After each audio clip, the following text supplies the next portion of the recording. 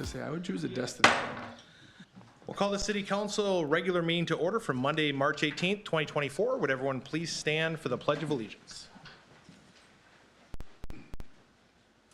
I pledge allegiance to the flag of the United States of America and to the republic for which it stands, one nation, under God, indivisible, with liberty and justice for all. Call the roll, please. Mayor Hoyt. Here. Councilmember Burnett. Here. Councilmember Lean. Here. Councilmember Wilson. Here. All right. Any changes to the agenda? None. No. I have one addition. I'd like to add 7.8 fire service agreement with Castle Rock Township and the City of Empire. It was added late on this weekend, and so I just want to bring it to acknowledgement. All right. Any other changes? All right, so we look for a motion to approve the agenda. Motion to approve as amended. Second. All in favor? Aye. Aye. All right, moving on to item 5, TAC 1. We have, under our announcements and commendations, the donation of 5 fire suppression tools to the Farmington Police Department. Chief Rutherford.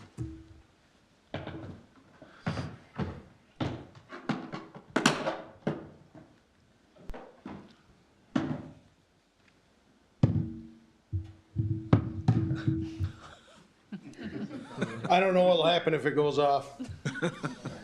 Mr. Mayor, members of the council, thanks for having us here tonight. The Farmington Police Department recently received a donation of 5 of these fire suppression tools from Corinthian Lodge number 67 based here in Farmington. As you know, one of the responsibilities of the Farmington Police Department is fire scene response. While our police officers aren't trained firefighters, we do generally arrive ahead of the fire personnel simply because we're already working and on duty. Excuse me. Historically, we've been limited to ensuring structures are evacuated, locating nearby fire hydrants, closing down the area to traffic and pedestrians, things of that nature. We don't take an active role in fire suppression because we don't have the tools, the training, or the safety equipment to do that. Technology has been developed that will allow untrained personnel to slow the progression of a working structure fire, the fire suppression tool. The FST can be thrown into a structure and then will automatically introduce a fire suppression agent to reduce the temperature in the room and buy the fire department precious time to get there and put the fire out. The members of Corinthian Lodge number 67 have generously donated 5 of these FSTs to the police department at a total value of $4,500. At this point, I'd like to introduce you to the members of the lodge. I'll introduce Master Jason Lavoie. Jason, come on up. He can introduce the rest of his members and tell you a little bit about their program. Well, thank you for having us here. I'm Jason Lavoie, Master of Corinthian number 67. The fire suppression tools, it's being brought about by our Grand Lodge, which is our state organization, and Minnesota Masonic Charities. So the way the program is working is if we can raise $300, the Grand Lodge is providing $300 and Minnesota Masonic Charities is providing $300. So we're hoping to outfit your other 8 squad cars as soon as we're able to raise the funds, and working with the fire department for more on there. I would call up Jason Brunig and Ross Johnson, Jason put most of this together for this city, and Ross is taking care of fundraising for a lot of what we have coming up and with surrounding areas. So thank you for having us, and we're here if you have any questions. Thank you, sirs. Thank you. Thank you. Steve, any? I actually do have a question. Well, thank you so much. And is this a single use, one-time use only, or is it like refillable, or how does it, I'm kind of curious about that. It's a one-time use product. Jason, could you step back up here? Yeah. You have a little bit of background on what replacement of these is. Jason knows more than I do, okay. But Well, and actually, that was my second question. I was wondering if there was kind of a personal story or something that kind of made you decide to, consider this donation to the police department.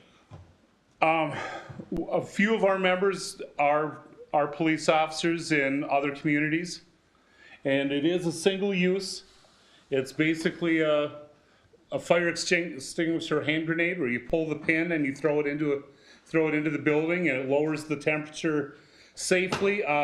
One was just used in Newport, and the fire was put out, and because of the FST, 2 dogs inside the house were saved. So we all love our dogs. But it is single use. However, insurance will usually cover the cost since it's destroyed in the fire. Jason, do you have anything else that you wanted to add? Yeah, just that there's 2 pins on the device, so the officer would pull the 2 pins. There's then an 8-second countdown where they could throw it in through a door or a window. It releases an aerosol. It takes about 35 seconds for that to do that, for it to fill the space. Not a scientist, but I believe that that aerosol reduces the heat from bonding with the oxygen molecules is how it works, bringing down the temperature of the fire. And then, like Chief Rutherford says, it buys that valuable time for the firefighters then to get in and do their work. So, Awesome. yeah, it's a very, very cool tool. Good. Great. Holly? No questions, just thank you. Absolutely, it's a pleasure. It's Absolutely. our pleasure. Same for me. Thank you very much. All right, thank you. Thank you very much. Appreciate it. All right, the action requested tonight is, we recommend that you adopt resolution 2024-28, accepting the donation of these 5 fire suppression tools to the Farmington Police Department from Corinthian Lodge number 67 for use by the Farmington Police Department. Thank you, sir. We look for a motion as presented. Motion. Second. Call the roll, please. Commissioner Burnett, Yes. Councilmember Lean, Yes. Councilmember Wilson, Yes. Mayor Hoyt. Yes. Thank you, sirs. All right. Oh, you can hang out. We have a great presentation for Park and Rec coming up. All right, very good. Myself as well, thank you. Thank you, appreciate it. Next item on the agenda is our citizen comments. If there's anyone in attendance wishing to speak at this time. All right, seeing none, we'll move on to item 7, which is our consent agenda. We look for a motion to approve as amended. Motion. Motion by Nick, Second? second by Holly. All in favor, say aye. Aye. And swiftly moving along here to new business, item 12, TAC 1 is our Park and Recreation Department's 2023 annual report and 2024 goals. Kelly. And team.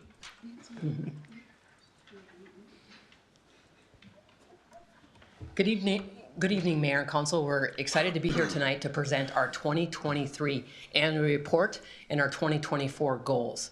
This is the 21st consecutive year the department has put together an annual report, so we're excited to present it. With me tonight, I have Parks and Facilities Supervisor Jeremy Peer, Recreation Supervisor Missy Colbeck, and Recreation Supervisor Emily Shear. I want to thank the staff for putting together all this information, and especially to Missy for putting together the presentation. Before we move on to the presentation, I want to just give out a shout out to the boys basketball team.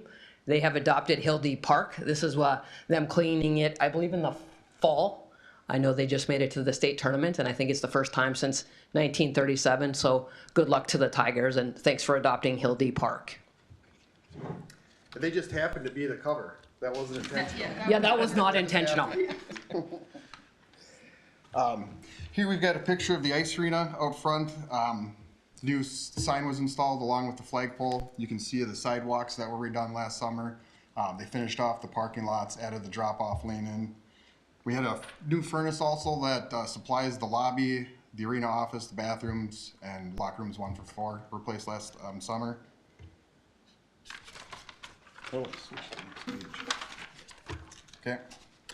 Here we've got Anthony. He started with us last April. He's been a great addition. He worked for the parks last summer, and then in the fall transitioned to the ice arena. Picked up the job pretty quick, and he's got a good attitude and willing to learn. Another picture of the outside of the ice arena with the finish of the drop-off lane there. In addition to the new heater that we got, Youth Sports Plus, we entered an agreement with them. Last year they provided the service for the high school teams where they could film their practices. They had iPads that they could go back and look at different drills, whatever they wanted throughout the practice. This year they added live streaming youth games. So you could pay, I think was between $20 and $30 a month. Then you could log in and watch the games. The high school, they have their own live stream service, so they weren't using this one. Here we've got Ted. He's our facility maintenance worker. He's replacing all the soap dispensers in the city. We replaced those last summer. We added the ones we've got now have a drip tray, so if soap drops onto the floor or drops out, the drip tray catches it. There's been times where I've cleaned the bathrooms at the ice arena, and if you got the soap on the floor, it takes forever to mop it off, so that's been something nice that we've added. I think the story behind this picture is Kelly asked Ted for a picture of him installing these soap dispensers, and he took a selfie, I guess, is what he provided her with. So she made sure to get that one in the annual report. Building maintenance, we've got 3 staff that clean and maintain the buildings. I think they do a great job, in my opinion. Robert, who cleans this building, does an awesome job. They clean the carpets, the glass, strip and wax the floors seasonally. Next page here, we've got this is a picture of the new boilers here we've got at City Hall. They were replaced. I think they started in August and had it finished in September. And then also we did the Krause Anderson facility assessment that gave us a plan. A lot of them, I'm sure I'll be seeing it. A lot of the items coming up are roofs and a lot of HVAC equipment. Here we got the park maintenance guys. They're over at Westview Park cutting down EAB, emerald ash borer infested ash trees. I want to say they took like 15 to 20 out of Westview Park and actually opened it up and looks pretty nice in there. A couple of pieces of equipment we got a hooded sprayer that we can pull behind a tool cat to spray. That helps us on windy days, especially at the police department, maintenance facility, and some of those spots on top of the hill. We can spray pesticides, dandelions all the time and not have to wait for the perfect conditions. We also got a utility trailer that we can pull a sprayer around with, other pieces of equipment. If a guy's mowing by himself, he can use that one as well. Other projects they worked on, out at Flagstaff Metals, we did the work, getting the ground level for the playground that got installed. We added the wood fiber, and then the green spaces around there, the guys worked on level on that, and they'll continue to do some of that yet this spring and summer. They also put in a cement pad around Rambling River Warming House. Oh, that's not the picture of it, but anyway, that turned out really nice. We put rubber over it. People walking down to the warming house in the past, you'd have to walk over ice and it was pretty slippery. Now we've got a little spot where kids can wear their skates and you don't have to worry about slipping and sliding into it. This is the picture of the Flagstaff Metals Park that was completed. Another thing that we got was the park protector equipment. We do monthly playground inspections. The guys are able to take this out, take pictures of the broken equipment, document everything. We used to do it on paper, and now everything's stored on file, and it's really nice and handy to have that where you can see the pictures right away.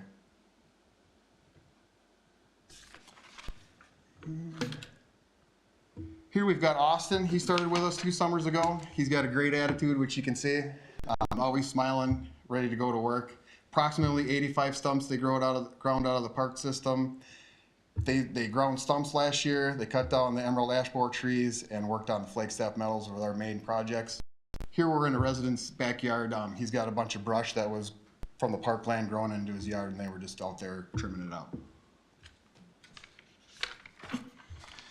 Then obviously some of our challenges are the graffiti and vandalism, trail maintenance, the emerald ash borer. That's if you've been through Jim Bell or driven by natural area, I'm sure you've seen maybe some of the community posts. The guys have been back there the last couple of months without flooding, been able to cut down a lot of the emerald ash borer trees.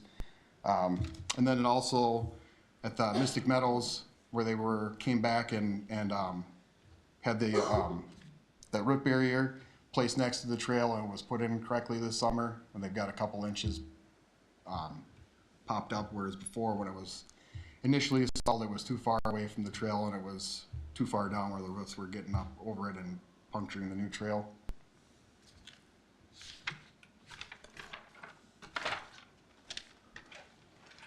All right. Looking at recreation, just a quick kind of summary of what this picture is. This is during the 4-mile do run race. The mother, was running the 4-mile, and then we had a junior jogger as her daughter. So she ran the half-mile race of the junior jog prior to that, but obviously she wanted to finish the the end results with her mom. So we had to snap that picture, and it's pretty cute. All right, so this is a picture of our Footfire soccer program.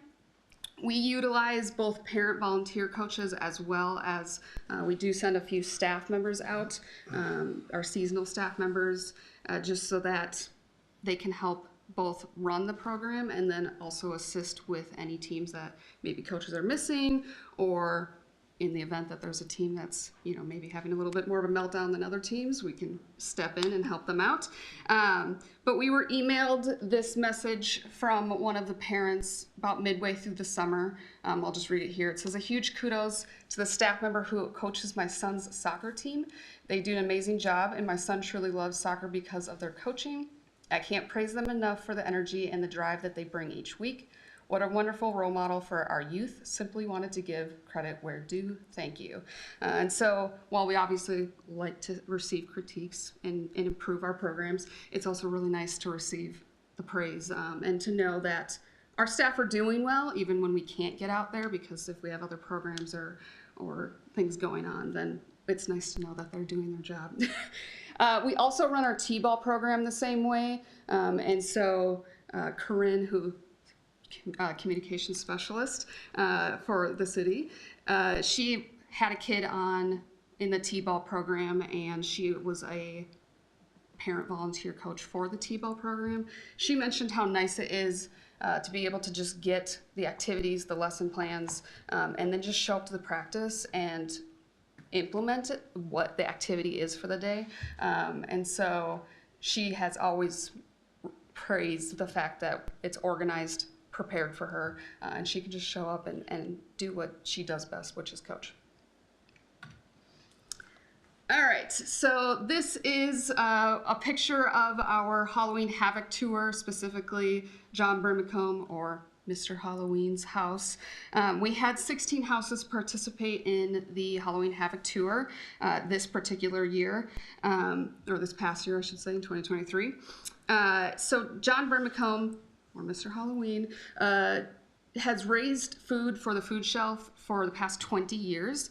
In 2022, so 2 years ago, he told me his story about his wife's passing and how she had the tradition originally to raise our food for the food shelf, and he's carrying that tradition on, in her honor, I guess. So with that, when Kara Hildreth reached out to Corinne, a communication specialist, and then Corinne reached out to me and asked if any of the houses had a special story or a house we wanted to feature in the Dakota County Tribune. I brought up John Brimacombe, knowing that a story was told to me last year. And so with that, Dakota County Tribune posted a story about it, and then from there, Fox 9 News got a hold of the story, and the title of that piece, the first piece that they wrote, was "Farmington, Mr. Halloween uses spooky spectacle to feed community," And then from there, Kara Levin got a hold of it, and that one is "Mr. Halloween aims to scare up 1,000 pounds of food donations." They both did follow-up stories as well. Super touching if you haven't watched or read them. And yeah, like I actually was crying in my office at one point. But anyway, John ended up surpassing his goal of raising 1,000 pounds of food, and he ultimately raised 3,235 pounds of food and $160 for the Farmington food shelf. And it was just not only a great story, but something that he was able to support the community, our neighbors. We were able to get the word out, far-reaching, just Farmington, and it obviously definitely impacted because he hadn't raised 1,000 pounds yet to date. And then also, it was nice to have our tour posted everywhere, and so people could go around and actually tour the rest of the houses as well. So it was just kind of a all-around great press and great service for the community. So Recreation offered 7 new programs. We obviously have a lot of long-standing programs as well, but the 7 new ones, I have these written down because I will forget all of them. The first one was the seasonal art classes. We did projects with Muddy Water Studios, things like candle holders or menorah. What else do we do? Clock painting, tic-tac-toe boards, things of that nature.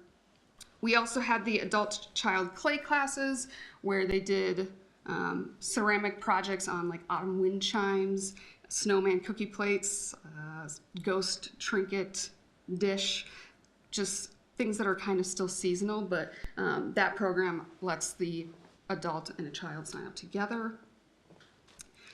We also had art camps offered, both again with Muddy Water Studio. So one class was 6 to 9 year olds, and the second class, or camp I should say, was 10 to 12 year olds.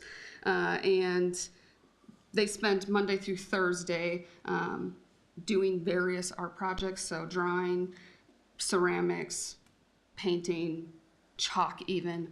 So they just engaged in art all week. And so that was also a really nice program to work with Muddy Water Studio.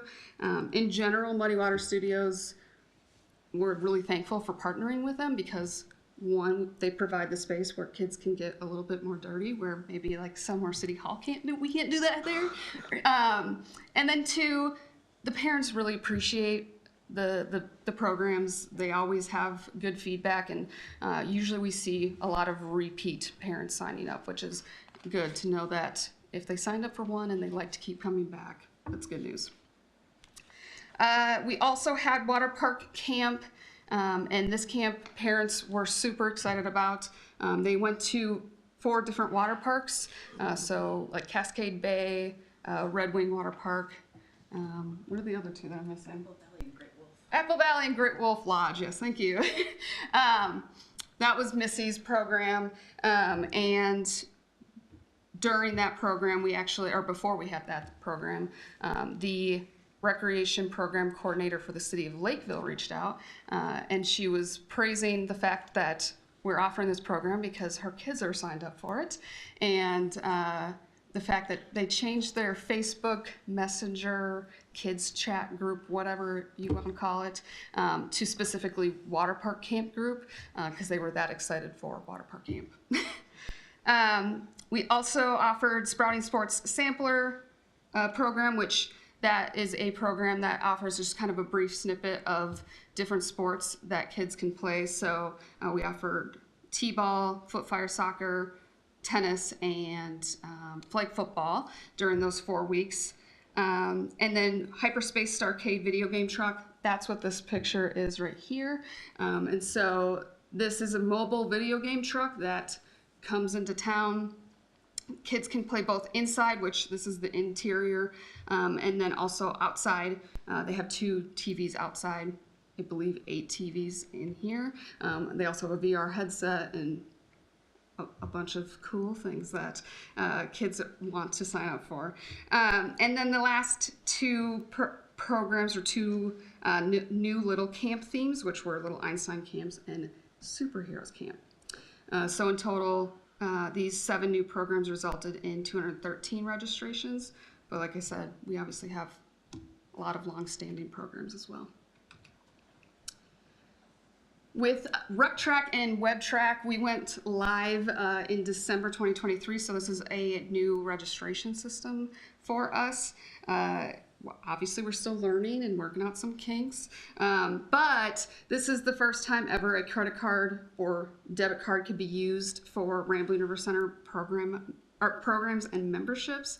So we're hoping that this not only improves the user experience for the seniors, but also for other programs as well. So, for example, we're going to try to implement a new text messaging system where people can opt in for text messages, and we can text them about new programs that we're offering and things of that nature. My favorite thing is that we can now upload pictures onto the website, where our last registration system, did not allow for pictures to be uploaded. And so people can kind of get a snippet of what the program might offer or look like. So for example, with Breakfast with the Bunnies, you see that there's a live bunny there. So it kind of just shows what the program is about.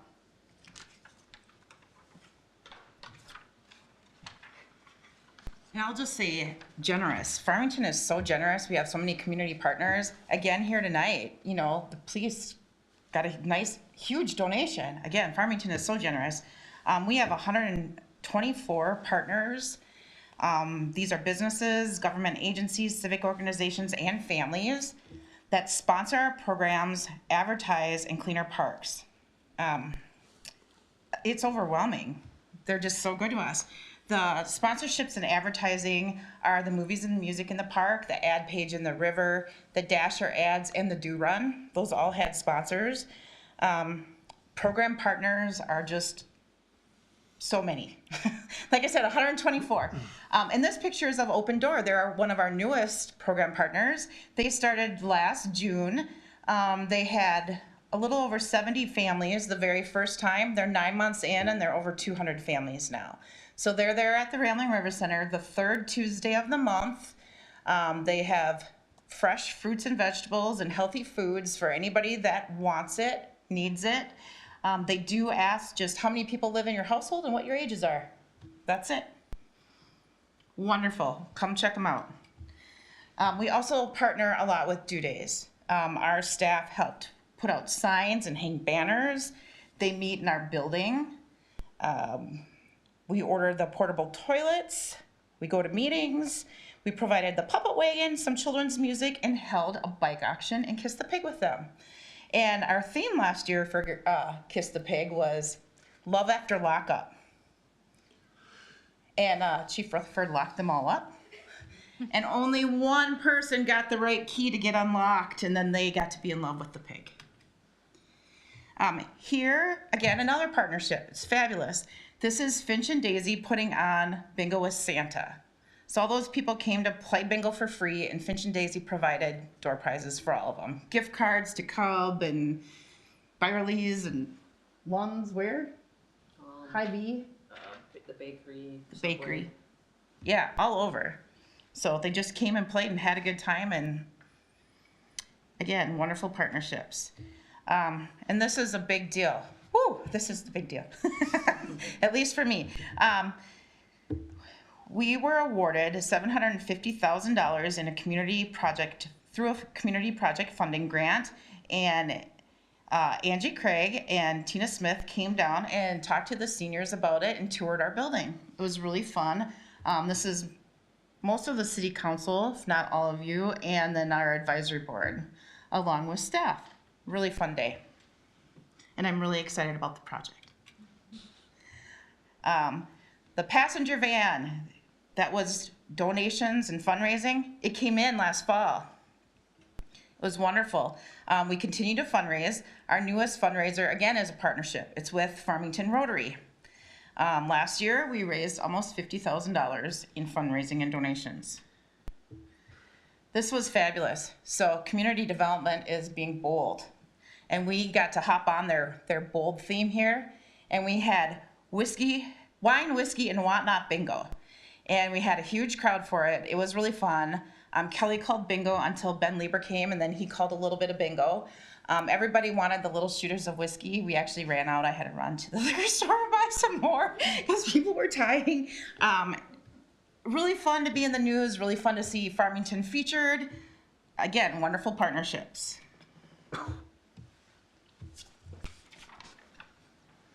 Holy smokes, 2023 was fun, wasn't it?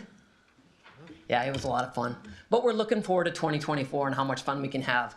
Another program partner, the Rotary, they paid for and sponsored all the downtown flowers, and they're going to do it again this year as well.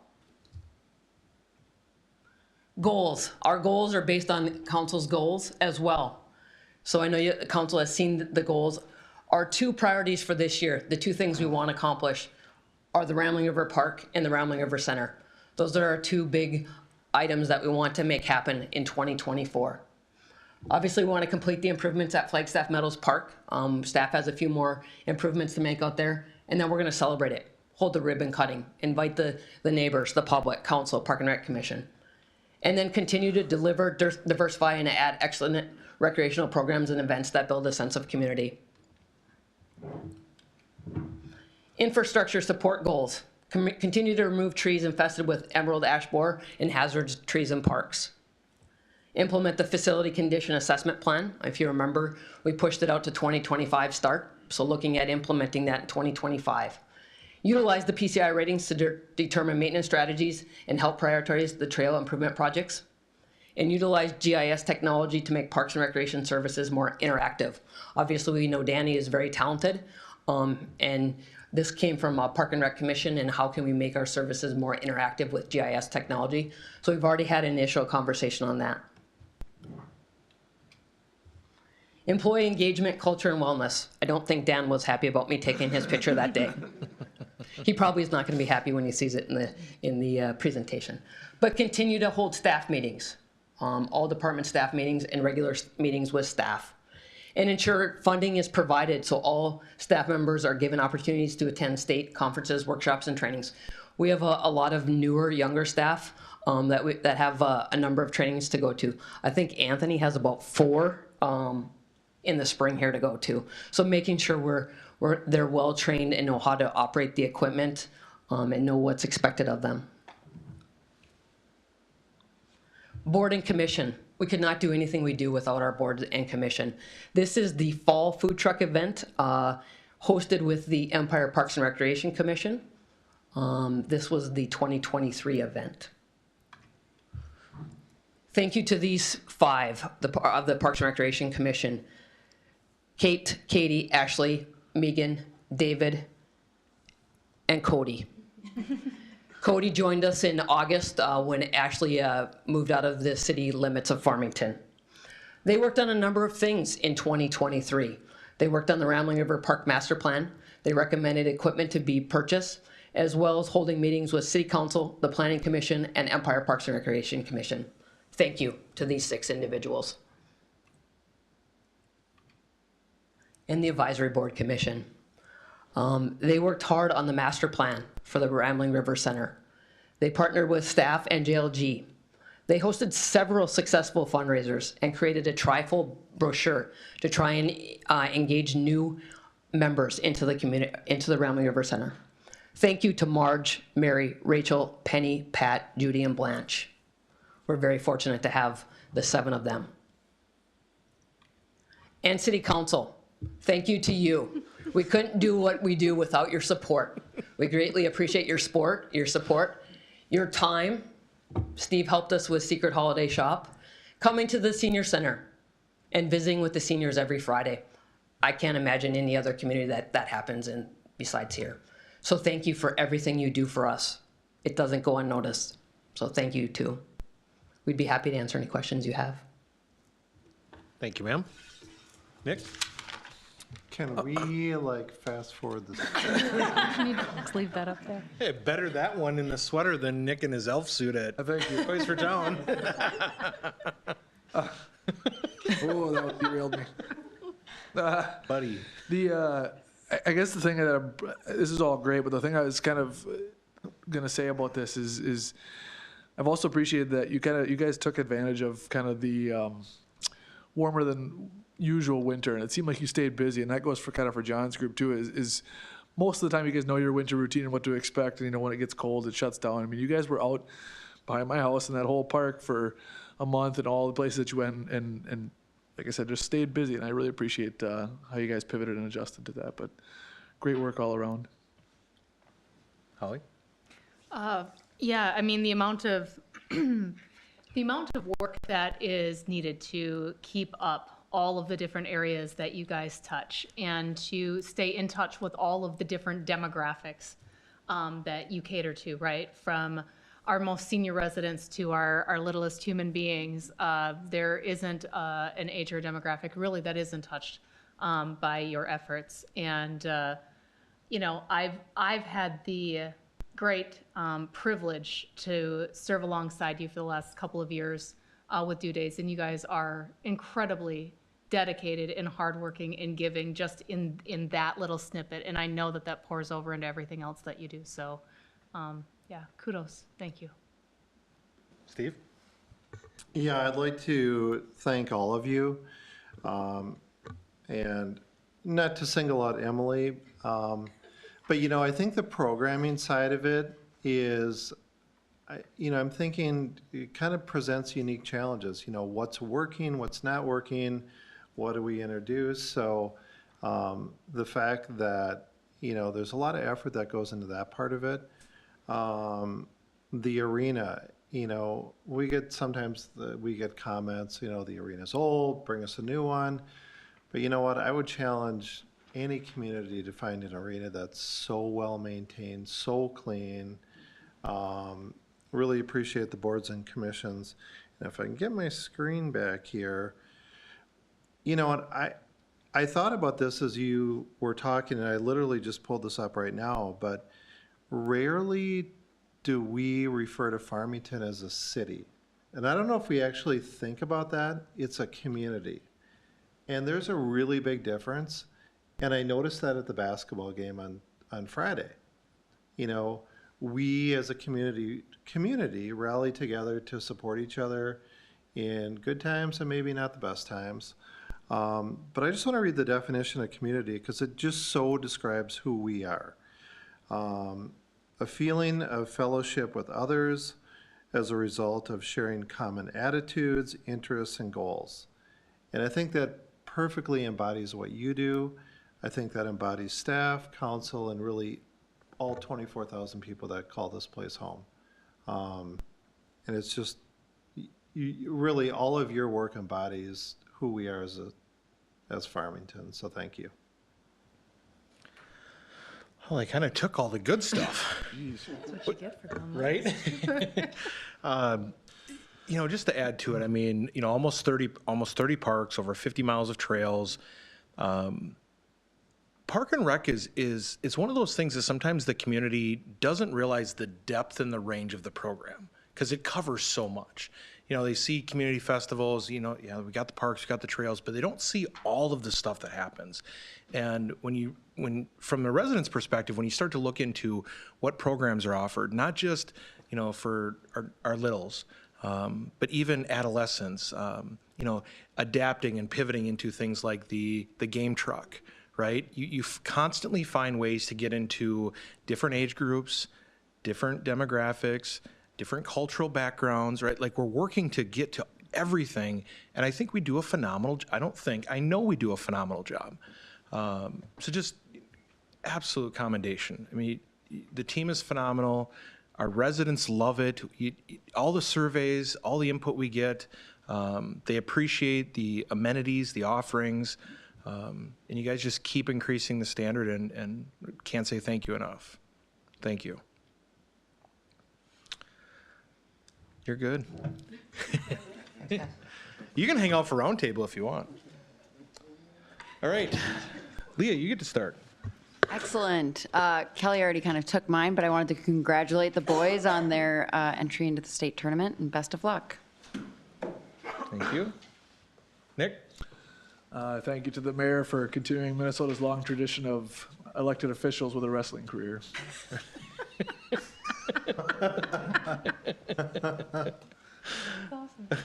Holly? It's not my joke. Just So in the consent agenda, we appointed Matt Price as interim fire chief. Congratulations, sir.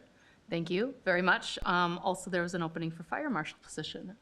So just two things that happened in the consent agenda. Not everybody knows about those things, but it's good to see your face, sir. Thank you. Steve? I wanted to congratulate the robotics team at the high school because they're going to nationals for the success that they had, so that's huge. I know, John, we approved some new equipment for your department, and although you won't be able to use that, I suspect the plow trucks might be out in the next week or so. And if you weren't going to mention it, yeah, if you're starting to get into the habit of, well, will the police ticket me if I have my car in the street? I'm thinking in a few days they might consider doing that, so. All right, now I wanted to move to the big event that happened on Saturday, and ironically, this couldn't be more ironic. We get a publication as council members from the League of Minnesota Cities, one of our trade organizations, and this is the March-April edition, and it says Mayor for a Day essays. So it asks 4th, 5th, and 6th graders, if you're mayor for a day, what would you like to do? So, you see things like, tree initiative or, just different community initiatives. It might be street maintenance. I'm kind of looking through the winners and the honorable mentions, but nowhere in there is I want to be wrestler for a day, pro wrestler for a day. So I did want to congratulate our mayor. I was at the event, and I know he would be the first to say that, he stepped out of probably his comfort zone for the benefit of, the obviously the law enforcement community and the terrible tragedy in Burnsville. And I know the mayor and many other folks were quick to point out that it was unfortunate that we even had it, or that this event even needed to occur. But, the one thing that, and I've talked to the police chief and others about this too, in the law enforcement community, out of this horrendous tragedy, you're seeing a rise of support and enthusiasm for the first responders, which after probably 4 or 5 years of negativity towards the profession, it's shifting back to where it should be. Respect and appreciation for the first responders, police, fire, all of them.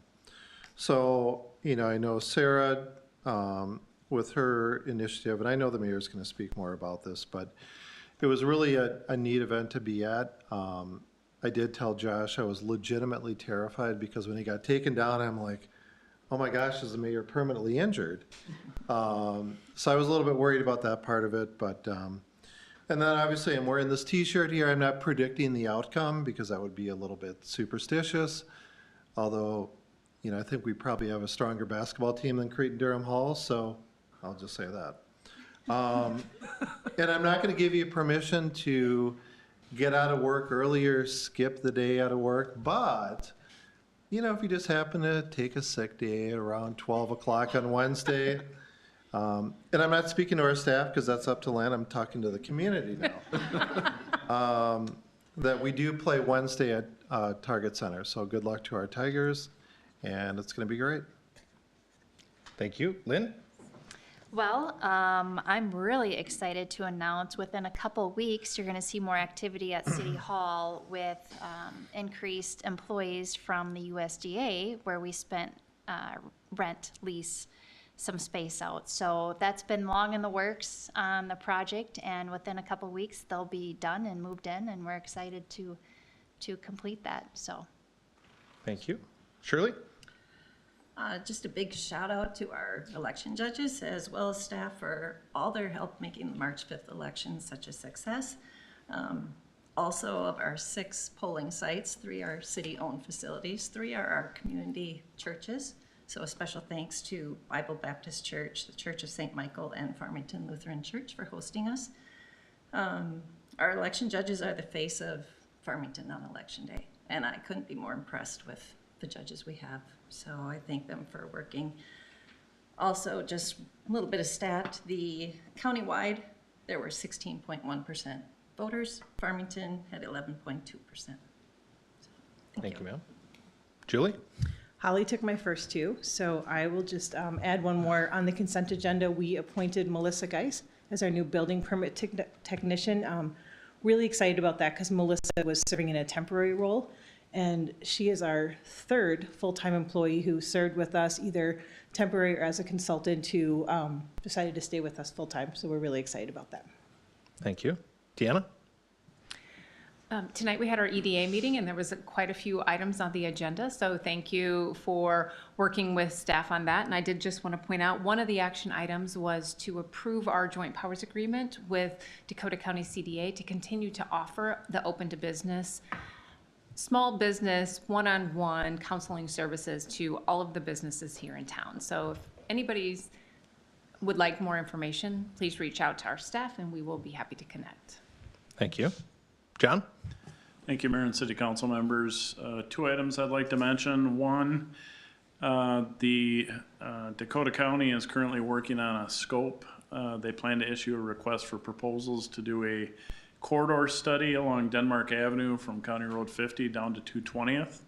A big part of that will be replacement of the bridge and providing a pedestrian bike crossing underneath to provide continued greenway connectivity to the river going underneath the bridge. They're not sure exactly how that might happen. That's the purpose of the study, but they'll also look at intersections, traffic, the roadway section to see what should happen with that. The other item is in our neighborhoods where we're doing mill and overlay projects. There are flyers that we're distributing right now. We are going into those areas to trim trees, to prune trees, not trim, it's not Christmas time. We're pruning trees, and also we'll be taking out ash trees because with the paving trucks, they'll be raising their beds. We don't want to be knocking branches off and things like that. So we have staff out distributing flyers for that work. Thank you. Kelly? The open door pop-up food pantry is tomorrow at the Rambling River Center from 3 to 4:30 p.m. Thank you. Kim? Included in tonight's consent agenda was the annual overview of the city's investment portfolio. So I just wanted to comment on that. As of December 31st, we had a market value of $56.8 million with an average yield of about 3.3%. And so pleased to announce that the city earned over $1 billion in investment income for 2023. And then also I just wanted to note with the donation tonight for the fire suppression tool, there is a video out on the City of St. Paul Park's Facebook page for the fire that they referenced in Newport. That has the body cam from the police officer, so if anybody's interested. Thank you. Chief? Evening. If you're interested in becoming a paid-on-call firefighter, our application process closes on March 23rd. So there's still time if you're interested in joining the fire department. And there kind of goes into the process with interviews, written April, and then potentially a conditional offer after that. Nice. Thank you. Chief? I don't really have anything public safety related, but I too, Councilmember Wilson, was at the event on Saturday. I'm going to throw a little bit of shade at your assertion that he was stepping outside his comfort zone. I figured where you were going with that. He was totally living his best life. Okay. Guy gets to live out 2 of his childhood dreams in about 48 hours, and he never hears the end of it. No, it was pretty amazing. You know, Sarah Nelson and the Dakota County Heroes nonprofit, you know, she's been, I think, 2019 or 2020, very involved with all of the police departments and fire departments and dispatch and all things public safety and first responder related in Dakota County. And they had this event planned. It was scheduled for this past Saturday. It had been planned months in advance. And in light of what happened in Burnsville, they pivoted. Well, when you pivot and everyone rallies to support all the things, I mean, you could throw a stick and hit a fundraiser in the last 2 weeks, and it's phenomenal. That's what we want. But sometimes that stuff gets lost in the masses too. And so we just, you know, like typical Hoyt fashion, we throw ourselves in the middle of the thing, literally. Net result, I ended up in the ring, had some fun. We had 300 people in attendance. We raised $22,000. Got covered by a bunch of outlets, you know, news and radio. I don't know if any print really picked it up, but any opportunity we get to talk about the community of Farmington, we're going to take it. And we continue to do that and raise the awareness. And I think it's awesome when we have an opportunity to do it while also fundraising and supporting the families during this tragedy. You know, but to go a little bit further into that, and this might carry a little bit more of a somber note, you know, we talked about this Saturday night, and the term that I use is it's the inconvenience of gratitude. And it sucks that it takes a tragedy to draw awareness to the appreciation of our first responders. You know, you saw it in 9/11. Within months, every store you went to, everything had a flag on it. You went to the end of every aisle, and being patriotic was the new thing, and everyone was proud, and it was trendy. And with enough time, it slowly dissolves. It just fades away because the crowd isn't there, the events aren't happening, and it just kind of withers away over time. And every time a tragedy strikes, there's this big push for awareness for the thing, whether it's death, whether it's an accident, whatever it is, there's a push for awareness. And we have it wrong as society. It should never take tragedy to have a certain level of appreciation for the things that exist under our nose every single day. And frankly, it pisses me off that we blow that opportunity every day to just say, thank you, I appreciate you, I see you. We miss that. And so we need to wake up. We need to do better as human beings and extend more appreciation to our neighbors, our friends, our family, our coworkers, our first responders, our veterans, everybody. Don't wait for tragedy and the trend to do the thing. Do it every day because you have that opportunity. So if I could ask anything, just go out of your way to say thank you, to show appreciation. Do the thing every day because it's what's good, and it ultimately is what makes this an amazing country to live in, and it makes it an amazing life to live. And don't squander that opportunity, please. It's awesome that we can do it when the thing happens, but we shouldn't have to have the thing to happen to do the work. So just do the work. I can't add anything more to that. So with that, we would look for a motion to adjourn. Motion. Motion by Steve. Second. Second by Nick. All in favor, say aye. Aye. Aye. We're adjourned at 7:51.